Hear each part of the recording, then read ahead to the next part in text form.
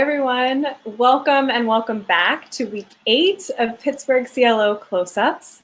I'm Olivia O'Connor. I'm the manager of New Work Development at Pittsburgh CLO, and it's Tuesday at 3 p.m. Eastern, which means we are live on Facebook and YouTube for Spark the Conversation. If you've joined us before and you're coming back, thank you so much for tuning in. Good to see you again. And if you're joining us for the first time, welcome. This is a 30-minute live stream in which we catch up with alums from our New Musicals initiative. We have a chat, we have show and tell, we wrap up with a fun list of 5, and we'll also have time for questions from those of you watching live. So if during the conversation something pops into your head, a question you want to ask, you can put it directly into the comments on Facebook and YouTube, and we'll pull those over a little later in the show. These episodes are also recorded and posted to our website, our Facebook page, our YouTube page, so you can watch and rewatch later. If you're tuning in belatedly, hi, thanks for being here.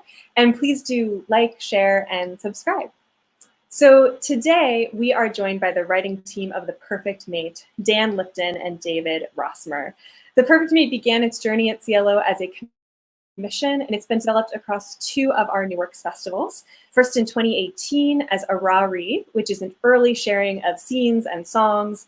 We did that in our wonderful board member Stephen Bloomberg's home. And then David and Dan came back in 2019 for a full reading of the show, directed by Carolyn Cantor. Over the course of its life, this show has been brought to life by some incredible cast members. In 2018, Julia Smolka, Meg Pryor, and Chris Peluso, and in 2019 by Olivia Vadnais, Jimmy Nicholas, Gina Sims, Ellie Van Amerongen, and even our wonderful music assistant, Britt Body, stepped in for some little roles here and there. David and Dan are here. We can't wait to talk to them. Let's say hello. Hi, David. Hi, Dan. Hi. Hi. Hey. Thanks for being here. Thanks for being here digitally. Good Thanks to for see you having both. us out in the yard. Yeah. How are you both? Where are you both? Well, Dan, you start. I'll start. Okay.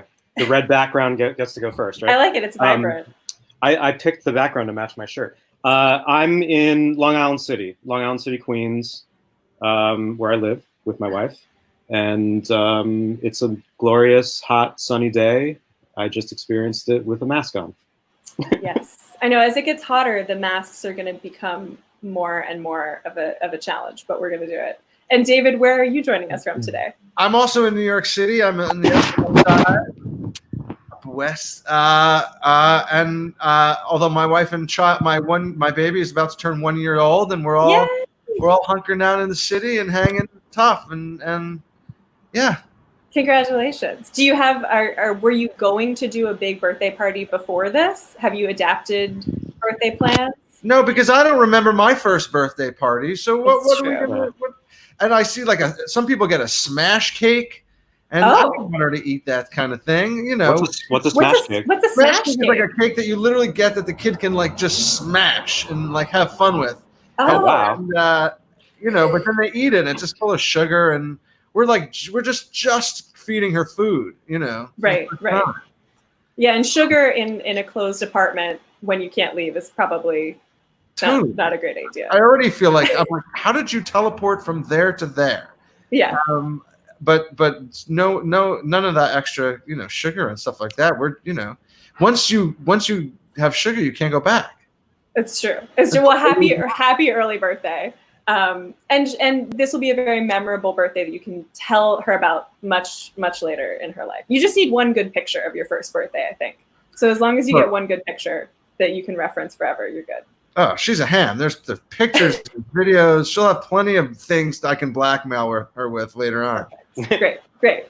So I want to start you two by talking a little bit about your friendship and your collaboration, because you two are longtime collaborators, 20 plus years, which people may not know from looking at you because you're both very young and spry, but it's because you started collaborating when you were so young and you met when you were so young. So tell us about how you met and then how you started working together as artists. Well, Please, I'm going first now, Dan. You go. We'll switch up. We knew each other because we ended up going to the same school. Well, not elementary school, but the same junior high and high school. Okay. And we really became friends at summer camp. We went to French Woods, which was a camp in the Catskills that a lot of the artsy kids went to. It was like the camp you went to when you weren't, as good enough to go to Interlaken. You went to French Woods, or if you just wanted, like, if you had some interest in other things, you would go to French Woods. Okay.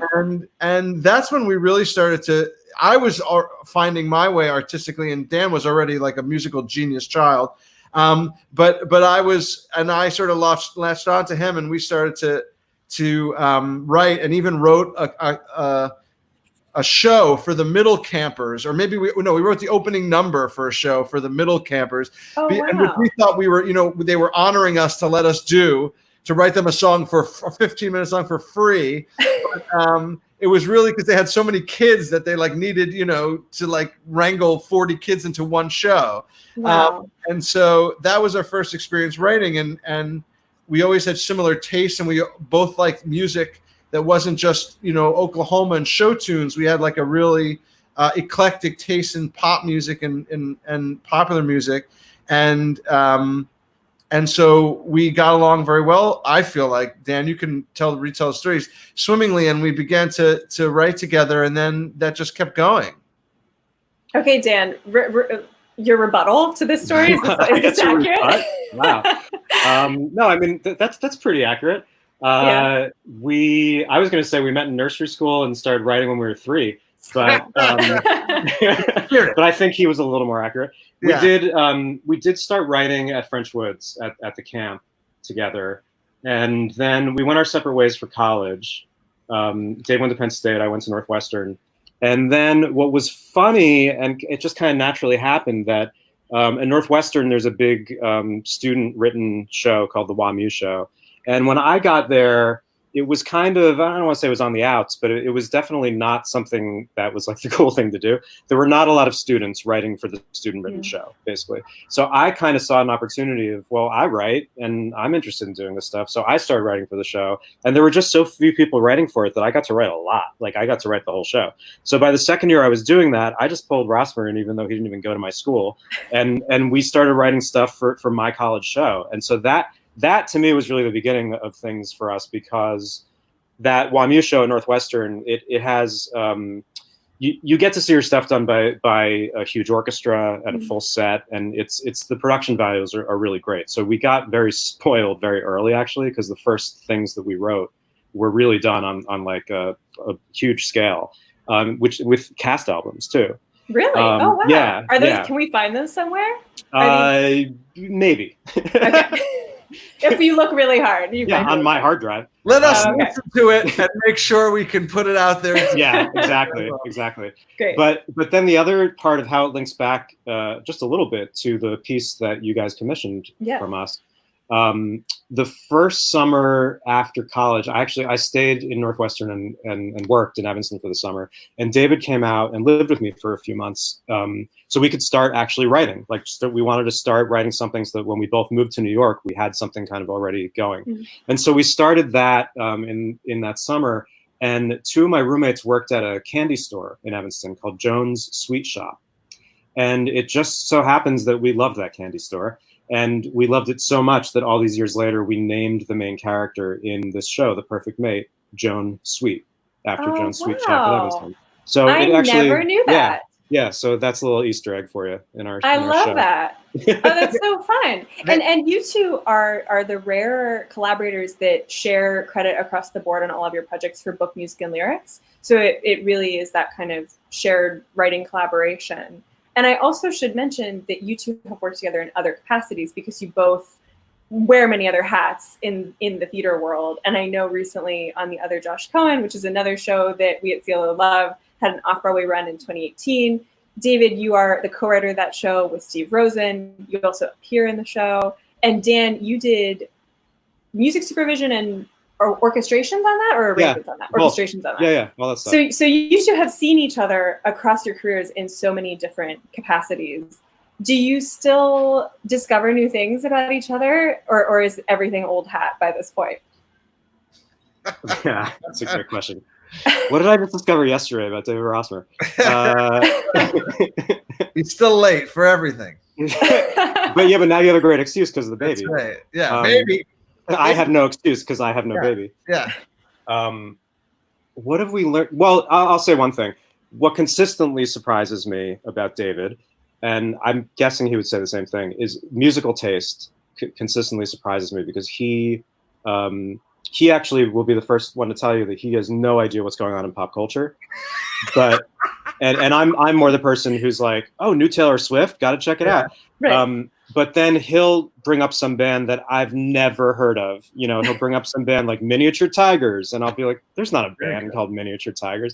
And then there is a band called Miniature Tigers, and he's been on them for years, and they're amazing. And it's like, how did you know that and not me? Okay, great.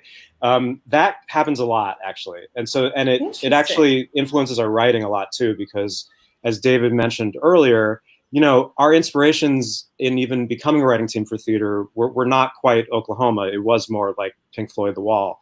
And so when we're writing something, the references that we pull are often from indie rock and you know, places that have nothing to do with theater. And then, you know, we kind of bring it into theater by you know, using that groove or using that inspiration. So that comes up a lot, I think, is you know, referencing weird bands. Yeah. Interesting. So you have, David, maybe not of the moment pop culture taste, but very niche and very good taste. You said it, not me. Yeah. Nice. No, it has. We're a good yin and yang in that we both like together. We like are a great jukebox. Yeah. But like, yeah, we do. Like, I've just never been, for whatever reason, I just never was a radio listener. I would scour CD stores and then on, you know, digitally, or like read people who I respected opinions of the most obscure new bands and stuff like that, and seek them out. And Dan does that too to some degree, but he also covers the main. You know, I dig a little deeper in that end, and he lives a little deep. He can stomach more mainstream stuff, which I like. I just like, you know, I think it was just the commercials. I just was not into radio, you know. It was just easier to just throw on something that I curate. Nice. Yeah. Right. So I want to talk about The Perfect Mate, and there I have a lot of questions that we could dive into. But first, just to give folks context, because it's feeling so resonant in our current moment. Tell us, you two, about the story of The Perfect Mate. A little overview of this wonderful musical.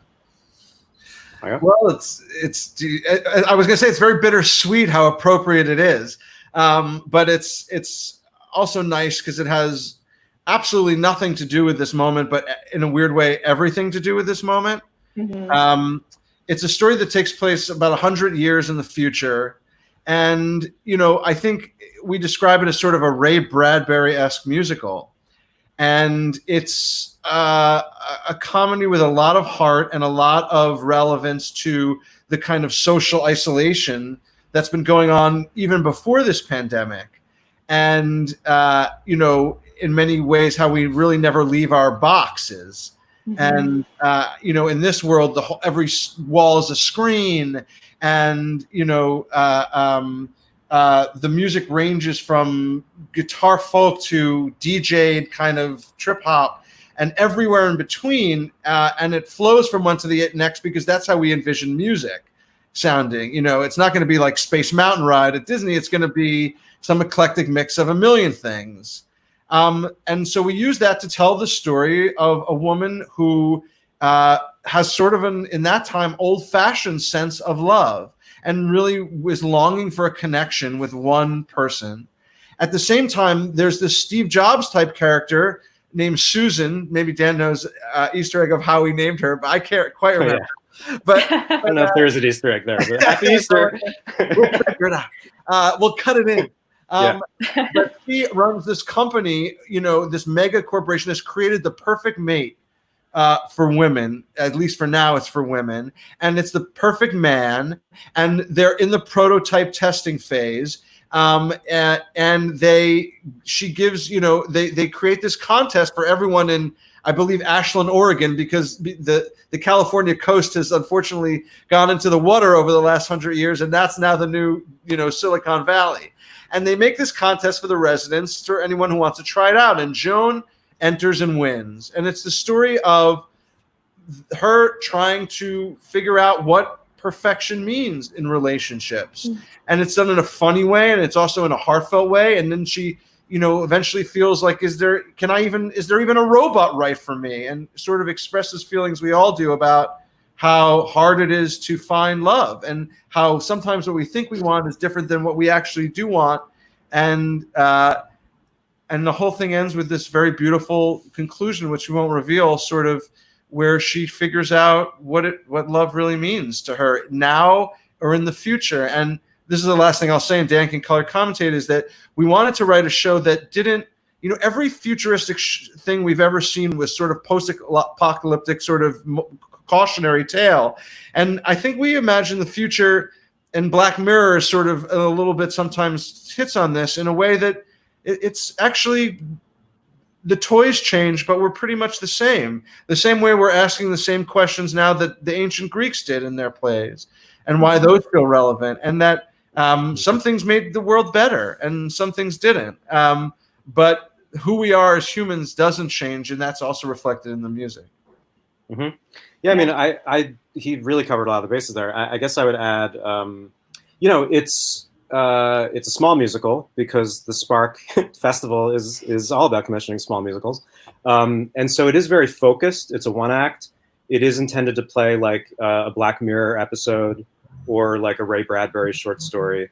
And just to touch a little more about the music that he was talking about, we did try to think, where's music go in the next century, and we tried to think of that in a way that it's not just going to get more electronic necessarily. Because right now, like, we live in a pretty electronic society, and there are still folk bands that are huge. And so we started to think of Joan, our hero, as someone who's a little maybe old-fashioned, and so her sound could be more kind of acoustic guitar-driven, whereas the society around her and the adventure she's been thrown into by being the first, person to experiment with this humanoid partner is very technological. And so there are a lot of electronica kind of beats and stuff. But the other thing we hit on was, how now anyone can make a playlist, and so everyone is a DJ now, and those playlists, whether you're making it on Apple or Spotify or whatever, it's always amazing to me how people's tastes go. So one thing on the playlist is a folk song, the next one is Run DMC, and the next one is a polka. And we thought that because attention spans are only going to get shorter and shorter, that maybe our vision of music in the future is going to be that kind of genre switch within songs, that's going to become more normal. And it's funny because I'm already hearing it a little bit on the charts now, where like there was this Travis Scott, the rapper, his song last year called Sicko Mode, that it was like 3 songs in one. It was like 3 completely different grooves, and they just like switched to the next one, never went back to the first part, just went to the third part. And there's something to that I think is really cool about the score we've created, because within songs, it'll start like a Barry Manilow ballad, and then suddenly you're in a ska song. And we really have tried to throw genre just completely out the window and embrace the idea of like any song can be its own playlist in a way. So it's really fun to write a show like that, because you have so much freedom to just decide what the future is going to sound like. But we also, we wanted it to be as timeless as possible, so it doesn't get dated, so that 10 years from now, people do the show and it still sounds like the future.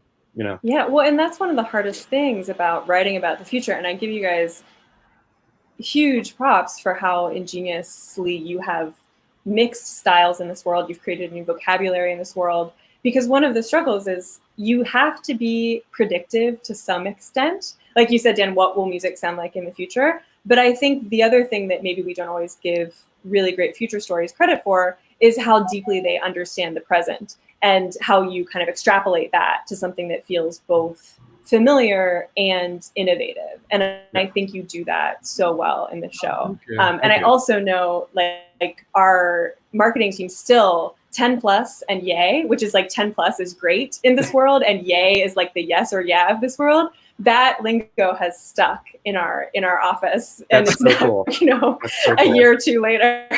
That's amazing. Yeah, absolutely. That was one of the most amazing things when we did it last year, that reading at PCL last year, hearing the audience really get the language of it, because we worked really hard, to in the book scenes and the lyrics, we've kind of created our own future language, but it's not supposed to confuse you. You're supposed to be able to just get what these terms are. And it was amazing that the audience just got them all. They just went there. They loved the idea of like trying to figure out what these new terms are.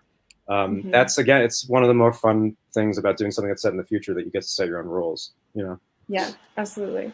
So before I move into our next segment, I do want to ask, given where we are in the world and that we've shifted on our axis a bit in the last 2 months, has that changed any of your thoughts on the development of the show in terms of what this looks like on stage or what it sounds like? I will throw out, I think one of the things that feels so amazingly prescient about the show is that Joan is a school teacher. And in the future, that's a really high-paying job that's done entirely online, because everyone seems to have realized how indispensable that job is, which feels so right for this moment. But just thoughts on like what this show looks like given the last 2 months of all of our lives. I mean, there's a practicality to it that the show, one of the, you know, if making this theater is like where the poetic meets the practical, then the practical part of making this show has been encouraging to us, because there's going to be a period probably where people are going to be able to put things on, but they're not going to be able to be these huge musicals. And in some ways, what you guys have done with Spark, as you know, as the world has been flipped on its head, you're now at the top.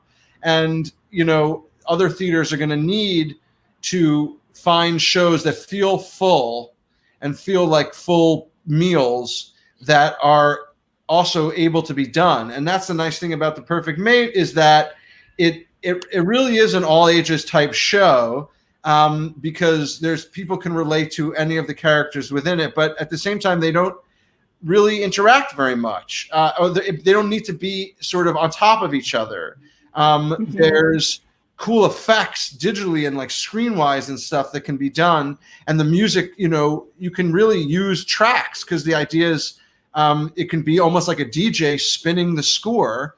And you can also, as we've imagined, you know, at Pittsburgh, to augment it with a few other live instruments at the same time. But it can be kind of done any which way.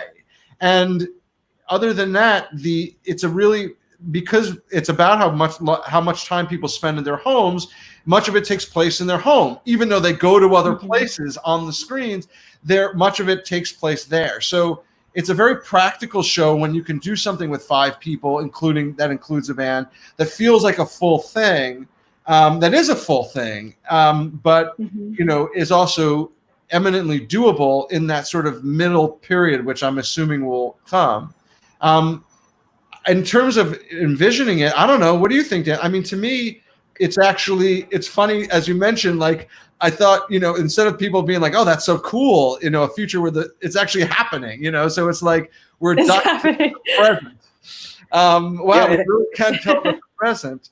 But I think that in many ways, it's just, it's about kind of, you know, hitting those or salting the themes that we're all dealing with now that are already present in there. And probably a few lines will come across more ironically, and then we'll have to decide if they go or not. That's right. To tell you the truth, the thinking over the past 2 months, nothing about this has changed to me, it's like the world has caught up to the world that we dreamed. And so the nice thing is that what we're doing right now, you know, people talking over these screens, is kind of the reality that we've imagined. And they're actually not stuck in their homes in the future as much as we are right now, but they do society has evolved that is the way that they mostly communicate. And that's what we're all experiencing right now. So I think if anything, people are going to then be able to watch the show and see themselves in it more. You know, I think they're going to be able to identify with these characters because we've had to interact like this. So yeah, if there's any silver lining of this, you know, maybe that's one, that the world is a little bit more ready for our show.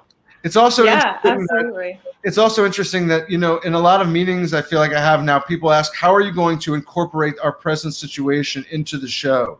If the show takes place in the present. And it's been interesting to hear, you know, one of our producers was like, I'm doing research now to see how many plays right after World War II talked about World War II. Like, people are going back and looking at other times and seeing when the world was changed globally, how did it affect the art? Yeah. In many of those cases, you know, or something like, you know, jokey, or fun, or like escapism, no matter how good the jokes that have been pitched to us about how to incorporate this, into it, I say no. I don't want to see it. I don't want to think about it.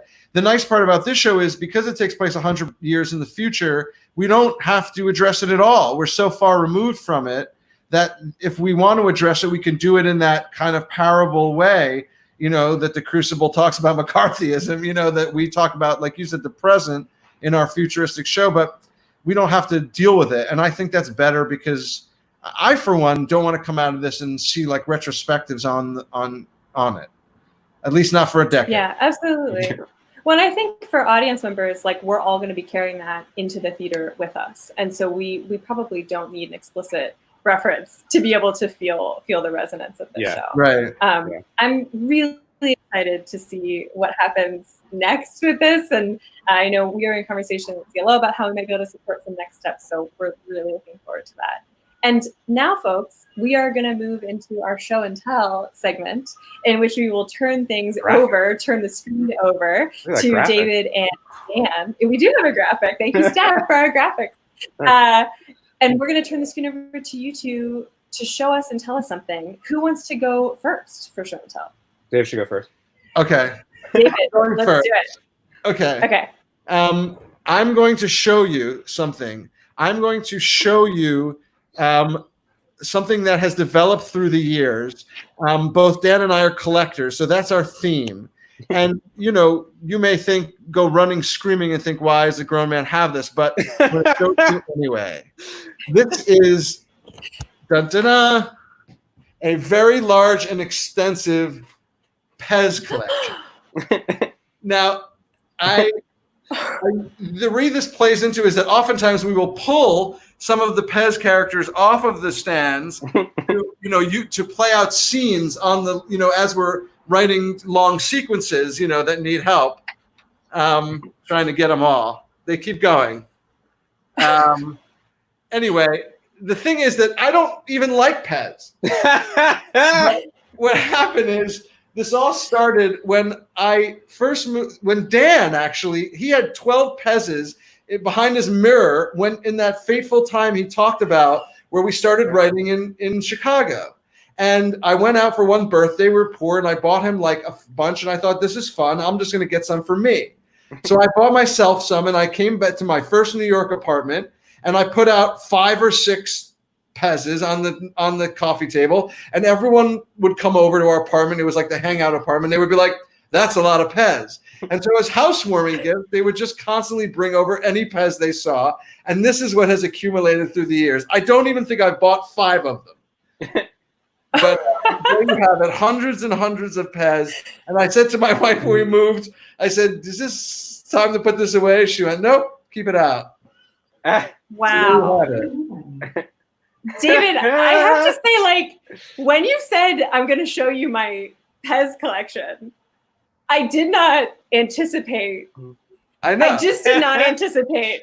There's bleachers of PES. They really are. And that is... it's all my fault. It really is all my fault. I created a monster here. There's so many. Marcus, can you all still hear me? Okay. Sorry, I lost you all for a second, but that is amazing, David. And I also don't think anyone actually likes eating PES. I think it's all about the distribution mechanism. Totally. Thank you. And Dan, I hear you also have a collection to share with us today. Well, we have I'm going to take you to the living room. We have a pretty extensive collection of vinyl records. And trying to do this with my laptop here, but let's see. Oh, wow. So each one of these shelves has 150 records about. Oh my God. So that's 1, 2, 3, and then there's 4, 5, 6, and that's all A to Z. So basically, you start here, it's A, B, C, D, F, G, and then it goes all down there. And you were asking before, do we have any Elton John? See, it is all alphabetized, and we do it like, this isn't by genre at all. This is just pure alphabet. So there's Fiddler on the Roof, there's the Flaming Lips right next to it, and as they should be. And let's see, Elton John. what do we got? Keith Jarrett, jazz, Billy Joel. Oh, here we go. Here's the Billy Joel section. And yes, Elton John. We got Tumbleweed Connection. We got 11. Oh, this is actually one of my favorite records ever. 11/17/70. You should all listen to that. Sounds like Ben Folds 5. So yeah, and then over here, these are records that haven't been filed yet. This whole thing is records that need to go into the main thing, including here's a 5-album Garth Brooks collection. You see how we do it here? And then there's 45s down here. Here's the collection of. Am I doing this right? Yeah, there it is. There's the 45. Yeah, and then here's something that's also really fun. These are old 78s. So this is what a cast album used to look like way back when. So this is like Annie Get Your Gun, the original cast album. And, wow. And it's split over like 10 discs of these 78s. That's what a cast album used to be. Wait, Dan. Wow. Yeah. I don't understand. If you, let's say, get a new album, you have to move 90% of the albums all that's down. Right. That's right. Well, that's why there's this many that need to be filed away still, because it's such an ordeal. And so yeah, wow. we tend to do those in little chunks. It's like, well, today I'll take the A's, and then I'll move everything down. And yeah, so then I started doing it so that there's always some buffer space in each shelf, so that I don't have to do that whole move every time we get a new record. But yeah, it's a commitment to have vinyl. And we learned that the PES dispensers were mostly gifts. Are your to-be filed records mostly purchases, mostly gifts? Well, there's a story behind that too. My uncle, the vinyl collection started because I inherited my uncle's record collection when he died. Oh. And he was gay and he was a hippie. And so his collection was like every cast album and every Beatles, Stones, Doors. And so through high school, his collection just became the soundtrack of my life. I would just work through it kind of alphabetically. And that's how I learned Cabaret, Fiddler on the Roof, West Side Story, and also every Beatles and every Stones and every Doors. I mean, it's literally like how I ended up how I am. But then I just continued the collection. I just basically decided to build on his collection. And so I started over the years, I would get a lot of gifts, and like when relatives died, I would get their collection. But then I did start to just buy new vinyl on my own over the years. And then my wife also is a vinyl person. So what you just saw is actually the combined. That's my wife's records and mine and my uncle's. It's all a huge collection now of about 1,000 or so records. Yeah. How amazing. Well, and no wonder your work for both of you has such amazing musical influences, because you have this encyclopedic knowledge of many, many decades of musical history. Thank you. Wow. Very cool. Well, thank you both for showing and telling. I love that you both collect things that makes a lot of sense, and clearly you get along. So thank you for letting us into your worlds. Mm-hmm. And now we are going to wrap things up with Thank You 5. There's another graphic, Dan. Woo. Yay! Look at that one. So Thank You 5. On Tuesdays, we use this as an opportunity to list things that we like, that we're grateful for, that we're using a lot in quarantine. We do a different list every week. And today's list, inspired by the content of The Perfect Mate, is: what technology, whether now or always, are you most grateful for? What 5 pieces of technology are you most grateful for? The printing press. Yeah. Good place to start. Thanks. A MacBook Pro, I'd say. I have to go with MacBook Pro. I'm just going to go by today. Printing press, MacBook Pro, Nintendo Switch. Okay. Because that's getting me through like from 3 to 4:30 a.m. for the most part, when everyone's asleep and I'm, having, my brain won't shut down. The other 2, I would say, I don't know. Dan, you name your 5, and I'm going to think of the other 2. Okay. I mean, I am a big Spotify person. That is definitely the usage and the streaming on Spotify during this time. I mean, that's gone up. The other thing I love, just kind of current music technology, not necessarily for now, but I am still using it, is Shazam. which I think is just one of the most miraculous apps ever created. I could name, 20 apps that are great, but Shazam, just that idea that like, what is this song? Oh, now I know it. Like that was something that in childhood you would never like. That was the fantasy, when you heard something. I'm not sure it's still not dark magic the way they like somehow managed to figure out what song you're listening to. I still don't think that's of this world. I use it all the time. Like I'll be watching a TV show and then the closing credits song plays or whatever, and you didn't catch it on the credits, and so you rewind it and Shazam it, and it's led to discovering a lot of music. It's led to me discovering that I like certain artists even though I thought I didn't. Because it's like, oh, I hate that artist. Oh, wait, that song's by them? I guess I like them. So Shazam's big. I think in this time, definitely StreamYard, shout out StreamYard, and Zoom, because we would not be able to do this right now. And like you said, you're earlier, maybe before we get on, but you're a theater company that isn't doing live theater right now. And so, without this technology, all these institutions wouldn't be able to do any content or anything like this. So I am very thankful for that technology right now.